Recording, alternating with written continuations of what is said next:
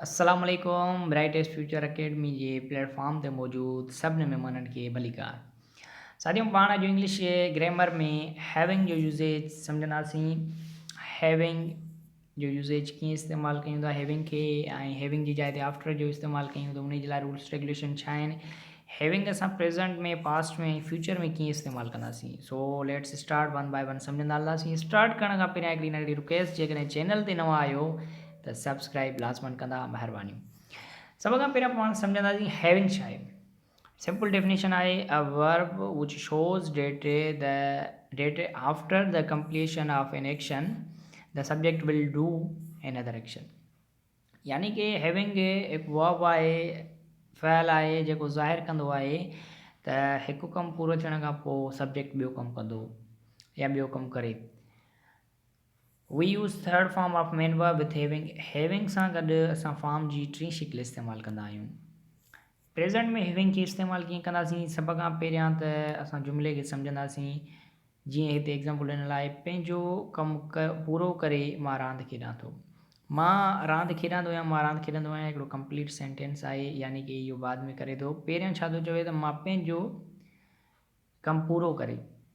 हाणे जेको असांखे ही क्लास हिकिड़े क़िस्म जो मिलियल आहे, पंहिंजो कमु पूरो करे, उन ई खे ट्रांसलेट करण जे लाइ छा कंदासीं, जो हैविंग रखंदासीं। सभ खां पहिरियां हैविंग खां बाद में, जीअं प्रीवियस स्लाइड में पढ़ी आयासीं, त हैविंग सां गॾु third form of main verb इस्तेमालु कंदासीं, उन खां बाद में ऑब्जेक्ट। यानी कि हैविंग कंप्लीटेड माई वर्क, कामा ॾेई करे पोइ जेको असांजो कंप्लीट सेंटेंस हिकिड़ो मिले थो, मां रांदि खेॾां थो या मां रांदि खेॾंदो आहियां, उहो रखंदासीं आई प्ले अ गेम। हीउ जेको आहे प्ले अ गेम आहे, इहो असांजो प्रेज़ेंट जो टेंस आहे। जिन दोस्तनि जा टेंस क्लियर न आहिनि, वीडियो चैनल ते अची करे वीडियोज़ लिस्ट में वञी करे टेंसिस जा वीडियोज़ ॾिसी सघे थो। उन में सॼो तरीक़ेकार टेंसिस जो वन बाय वन रखियलु आहे। सेकेंड सेंटेंस आहे हैविंग ईटन मील ही वॉशिज हिज हैंड। ही वॉशिज हिज हैंड, वॉशिज प्रेज़ेंट सिंपल टेंस खे ज़ाहिर करे थो। इहो हिकिड़ो कंप्लीट सेंटेंस आहे जेको असां इन खां बाद में रखंदासीं। पहिरियां छा रखंदासीं, हैविंग, हैविंग खां बाद में third form of main verb, उन खां पोइ ऑब्जेक्ट। सेम एज़ हेठियों आहे हैविंग प्लेड गेम ही टेक्स टैक्स, रांदि खेॾी हू आराम करे थो। साॻे स्ट्रक्चर नमूने असां पास्ट सेंटेंस या पास्ट टेंस या वे सेंटेंसिस जेके आहिनि सो ट्रांसलेट कंदा आहियूं। जीअं मिसाल जी ॻाल्हि, जेकॾहिं लिखियलु हुजे ख़त लिखी सदा मूं ॾांहुं आयो, त पोइ पाण छा कंदासीं ट्रांसलेट करण जे लाइ, हैविंग रिटन लेटर। हे पंहिंजो साॻियो ई रहंदो, पंहिंजी चेंजिंग ईंदी जेको बाद जो कंप्लीट सेंटेंस आहे उन में। जेकॾहिं प्रेज़ेंट जो हूंदो प्रेज़ेंट में ट्रांसलेट कंदासीं, जेकॾहिं पास्ट जो हूंदो पास्ट में कंदासीं, जेकॾहिं फ्यूचर जो हूंदो त फ्यूचर में। बाक़ी हैविंग वारे हिस्से में का बि तब्दीली न ईंदी, चाहे पास्ट जो हुजे, चाहे प्रेज़ेंट जो हुजे, चाहे फ्यूचर जो हुजे, स्ट्रक्चर हैविंग वारो सेम रहंदो। पहिरियां हैविंग रखणी आहे, हैविंग खां बाद में third form of main verb, उन खां पोइ ऑब्जेक्ट। बाक़ी जॾहिं असांखे प्रेज़ेंट शो करिणो आहे, पास्ट शो करिणो आहे, या फ्यूचर जो टेंस शो करिणो आहे, त उन जे लाइ जेको सेकेंड असांजो सेंटेंस या क्लास बचे थो, उन में असां उन खे वर्ब तौरु ज़ाहिर कंदासीं, त प्रेज़ेंट जो आहे, पास्ट जो आहे, या फ्यूचर जो आहे। जीअं having punished students teacher taught English, यानी कि ॿारनि खे, शागिर्दनि खे सज़ा ॾेई उस्ताद अंग्रेज़ी सेखारी। फराज़ सबक़ु यादि करे स्कूल न वियो। Having remembered lesson, Faraz did not go to school. साॻियो स्ट्रक्चर जेको पास्ट सिंपल में असां सिखी आया आहियूं, डिड खां बाद में असांखे फर्स्ट फॉर्म इस्तेमालु करिणो आहे। यानी कि हैविंग वारे क्लास में असां का बि चेंजिंग न आणींदासीं। बाक़ी असांजी चेंजिंग ईंदी प्रेज़ेंट टेंस, पास्ट टेंस ऐं फ्यूचर टेंस वारी जेको असांजो ॿियो सेंटेंस आहे उन सां।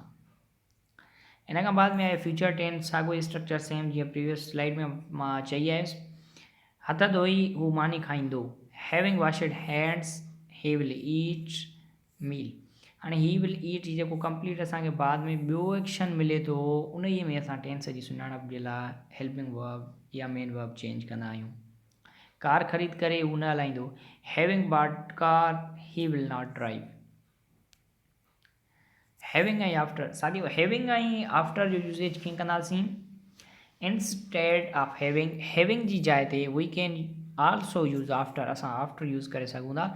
पर फ़र्क़ु छा आहे, आफ्टर खां बाद में असां जरंड इस्तेमालु कंदासीं वर्ब सां गॾु ईंदे। जीअं जरंड जीअं असां हैविंग सां गॾु third form of main verb इस्तेमालु पिया कयूं, अहिड़े ई हिसाब सां आफ्टर पहिरियां रखंदासीं, पर चेंजिंग छा ईंदी, असां जरंड इस्तेमालु कंदासीं, third form of main verb इस्तेमालु न कंदासीं। जीअं मिसाल जी ॻाल्हि मां चवां, after calling the police he complains against मी, यानी कि पुलिस खे कॉल करे हुन मुंहिंजे ख़िलाफ़ु शिकायत दर्ज कई या हुन मुंहिंजे ख़िलाफ़ु शिकायत कई। हाणे हिते जेकॾहिं हैविंग रखंदासीं त पोइ कॉल्ड थी वेंदो, पोइ third form of main verb रखंदासीं। असां ईअं बि चई सघूं था त having called the police he complains against me, after taking exercise he took rest. After जी जाइ ते जेकॾहिं हैविंग रखंदासीं त third form of main verb taken रखंदासीं, having taken rest, having taken exercise he took rest. Third में भी ईअं थींदो, आफ्टर डूइंग हिज work he will do my work. जेकॾहिं असां आफ्टर कटींदासीं ऐं हैविंग रखंदासीं त पोइ चवंदासीं हैविंग डन हिज work he will do my work. यानी कि हैविंग सां गॾु असां third form of main verb रखंदासीं, जॾहिं त आफ्टर सां गॾु असां जरंड यानी कि वर्ब सां गॾु इंग लॻाईंदासीं। जरंड नाउन आई होप तव्हां सभिनी खे ख़बर हूंदा, न त कुझु ई ॾींहंनि में उन ते वीडियो अपलोड कयो वेंदो। महिरबानी साथियों।